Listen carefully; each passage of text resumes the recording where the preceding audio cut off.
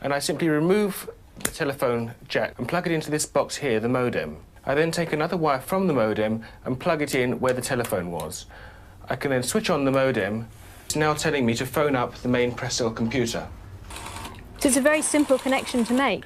Extremely simple. I'm now waiting for the computer to answer me. And things are starting to happen. Things are starting to happen. Why did you buy a computer?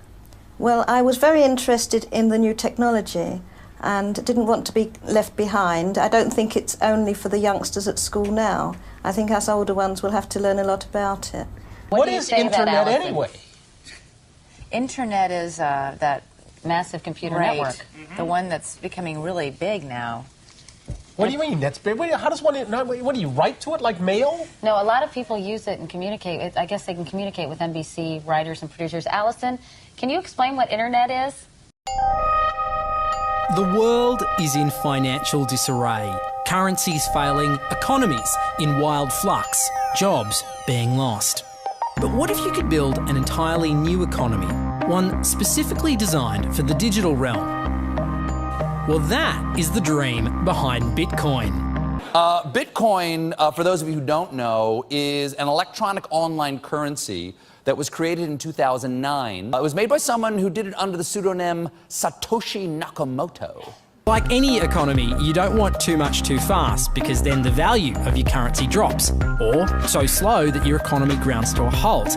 It's designed to be a self-stabilising economy. Whether it actually is that way though, well, that is a little bit more complicated. Because some people have said, hey, Bitcoin is the answer to those problems. Are you a believer? Well, Bitcoin is exciting because it shows how cheap it can be.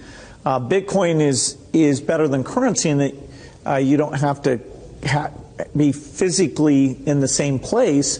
And, of course, for large transactions, currency can get pretty inconvenient. And what is Bitcoin? Bitcoin is a currency on the internet. I sent 100 euros worth of Bitcoin from here in Tokyo directly to you guys through this camera, through the network, through the TV, right into your home. If I had tried to do that, send you the money with a traditional bank, it would have taken several days and probably cost 30 euros. I just did it right now with Bitcoin instantly, basically for free, and didn't have to ask anybody for permission. I didn't need a bank, I didn't need a government, I didn't need anybody. I just needed myself and you and our smartphones to do it. That's the power of Bitcoin. Wall Street is fraud, America is fraud, the world is fraud, banks are fraud, central banks are fraud. We live in an era of fraud. It's all based on fraud, and they get a percentage of the fraud. That's the business model. To suggest that there is any moral or ethical aspect to anything that's going on now is to be completely naive about the fact that we live in an era dominated by financial terrorists, jihadis of banking. They're here to kill you and themselves. They believe in an ideology, not the Quran, but Adam Smith, that they completely misread and interpret as something to justify their blowing themselves up. Janet Yellen's a terrorist! Mario Draghi's a terrorist! The Central Bank of Japan is a terrorist! These are the real terrorists! Funds received. This community is switching to what they think is a better monetary system. A system in which banks are no longer needed because payments could be made directly from one person to another. Bitcoin is fundamentally different because in Bitcoin, you don't owe anyone anything and no one owes you anything. It is not a system based on debt. It is a system based on ownership. And no one can censor it, no one can seize it, no one can freeze it. It's November the 2nd, 2008, just 6 weeks after the Lehman Brothers collapse. And all over the world, there are panicked debates about how to save the banks. Then, on a little visited web forum for cryptographers, a document appears in which a completely new monetary system is proposed. The visionary author calls himself Satoshi Nakamoto. These were the darkest days of the financial crisis. So that to me suggests a very clever mind that saw an opportunity, the perfect opportunity to introduce a new radical technology and a new radical approach to money and finance at just the right moment when people would be very open to making this big shift that's required to adopt a new currency. What's exciting for me is like a global economy. Right now we say we have a global economy, but I can't take $1 and give it to you in the Netherlands and then you know what to do with it, right? You would have to go and change it to your native currency. And when you kind of eliminate that step, and I can just send you one form of payment and you can send me a product in a matter of seconds, that starts to change things from a global perspective. How could this digital coin invented by this Satoshi Nakamoto become hundreds of times more valuable than the dollar? And why do enthusiasts like Roger Fear want the world to switch to bitcoins? I'm giving every single person here 1,000 yen worth of bitcoins, which is like $8 and something cents. Back in the early days, you know, I'd get phone calls from my buddies. Oh, hey man, I lost 10,000 bitcoins because my computer blew up, right? Back then, one bitcoin was less than a penny, right? So nobody cared. They lost $10. I don't care, right? And now 10,000 bitcoins, that's $5 million. That's a big deal, right? Bitcoin is a decentralised electronic cash system that uses peer-to-peer networking along with digital signatures and cryptographics to generate currency. Now, with traditional money, think dollars, the euro, pesos, you've got a central bank, like the Federal Reserve. They issue the currency and they print more or less cash as needed, but not with Bitcoin. It looked very different to me. I mean, as soon as I heard the word decentralized and the fact there was a network powering this currency rather than a central issuer, that immediately captured my interest as something quite different based on what little I knew about alternative currencies at that time. The government couldn't come in and shut down a server and end Bitcoin. It would have to shut down the entire internet or turn off the electricity grid to stop Bitcoin. And so that was really attractive. So gold is kind of hard to divide. Bitcoin divides down to 8 decimal points instantly, super easily. Gold is really, really difficult to transport. If I want to transport gold from here to Moscow, it'll cost a bunch of money to do that, and it's dangerous, and you have to have armed guards and who knows what. With Bitcoin, I can send Bitcoin from here to Moscow or to Holland instantly, just like that, basically for free. I don't have to pay for a bunch of armed guards. It just happens almost like magic. If you ever ask somebody why they think gold's valuable, they can't ever really tell you. They always give you these like weird stories around, oh, it's like a precious metal, isn't it? It's pretty. While we think it has all this intrinsic value, this intrinsic value of gold has been largely constructed in people's heads, often by actually like association with power, association with religious figures. Bitcoin has potential for similar types of construction. Inventor Satoshi Nakamoto has completely relinquished his control of Bitcoin. But he does own 1/20th of all Bitcoins himself.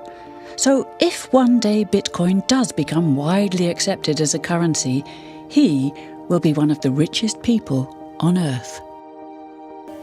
Satoshi invented one of the most important inventions in the entire history of humankind that's going to improve the lives of everybody on the planet for the better. If he had half of all the Bitcoins, he would still deserve it.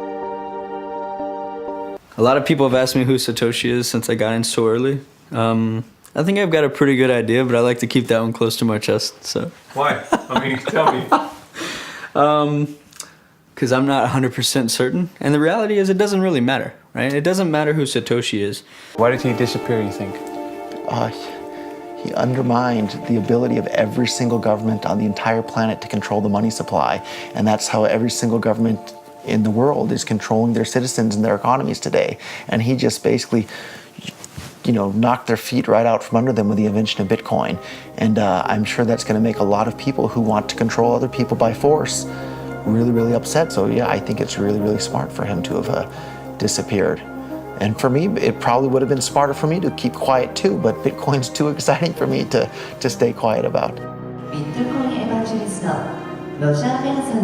I think a lot of people are underestimating the way in which Bitcoin and the blockchain are going to change the power structures in society in general. I mean, I grew up in the US and I see all these people like, yeah, nuke everybody in the Middle East and kill them all. And then they have the former Secretary of State Madeleine Albright on 60 Minutes, one of the most popular news shows in the US. And they asked her, they said, like, there's reports that more than 500,000 Iraqi children have died as a direct result of US sanctions. And she looks back at her with a straight face and she goes, it was a really tough decision, but I think that it was worth it. Worth murdering 500,000 kids? because of what the government did, and I apologize for crying, but it just disgusts me from my core when I see government people murdering people around the world. It's not just theoretical, these are real people with real lives.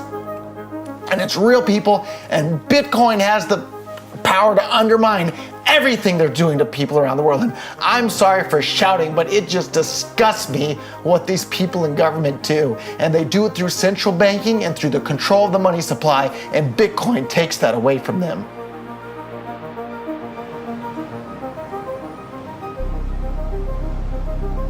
You can buy Bitcoin at the Shell station. Check it out. $0 to $2,000. Put your phone number in here. Put the code in. Scan it. Got my reader. Oh, I gotta put the cash in. Good. Got $2. Hit finish. Oh. $2 Bitcoin. Just like that. From this machine. I just turned cash into digital currency. So thinking that it's too late to get involved in Bitcoin is like thinking it's too late to get involved with the internet or too late to get involved with using a cell phone. Like, it's not too late to get involved in Bitcoin. If Bitcoin becomes really popular all over the world, Bitcoins are going to have to be worth at least tens of thousands of dollars a Bitcoin, if not hundreds of thousands of dollars per Bitcoin. So thinking it's too late to get involved with Bitcoin is like thinking it's too late to get involved with using the internet. Of course not. Like, it's ubiquitous in our lives, and Bitcoin's going to become ubiquitous in our lives as well.